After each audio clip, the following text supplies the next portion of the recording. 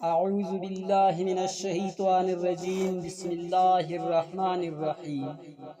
حضرت نافع رحمۃ اللہ علیہ فرماتے ہیں کہ ایک دفعہ حضرت عبداللہ بن عمر رضی اللہ عنہ مدینہ طیبہ کے نواح میں نکلے۔ آپ کے ساتھ آپ کے شاگرد بھی تھے۔ کھانے کا وقت ہوا تو شاگردوں نے کھانے کے لیے دسترخوان بچھایا۔ اتنے میں پاس سے ایک چرواہا گزرا اور اس نے سلام کیا۔ حضرت عبداللہ بن عمر رضی اللہ عنہ نے فرمایا، آؤ بھائی تم بھی کھانے میں شریک ہو جاؤ۔ اس نے کہا کہ میرا تو روزہ ہے۔ حضرت عبداللہ بن عمر رضی اللہ عنہ نے فرمایا، کیا تم اس قدر شدید ترین گرمی کے دن میں بھی روزے رکھے ہوئے ہو اور اس حالت میں بھی بکریاں چرا رہے ہو؟ اس نے کہا، واللہ ان ایام خالیہ سے حصہ وصول کر رہا ہوں۔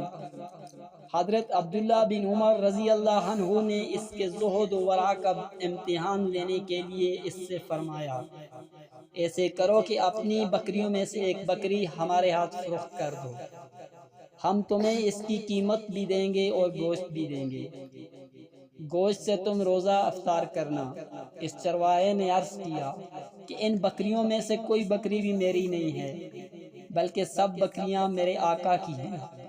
حضرت عبداللہ بن عمر رضی اللہ عنہ نے اس سے فرمایا کہ تمہارے آقا کو ایک بکری نہ ملی تو وہ تمہارا کیا بگاڑ لے گا؟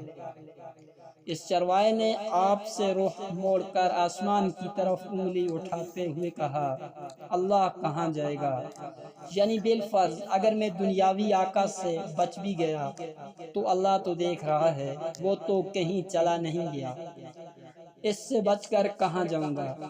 حضرت نافع رحمۃ اللہ علیہ فرماتے ہیں کہ چرواہے کی بات سن کر حضرت عبداللہ بن عمر رضی اللہ عنہ پر ایک عجیب سی کیفیت طاری ہوگی اور آپ بار بار چرواہے کی بات کرتے رہے کہ دیکھو چرواہا کہہ رہا ہے اللہ کہاں جائے گا، وما علینا الا البلاغ۔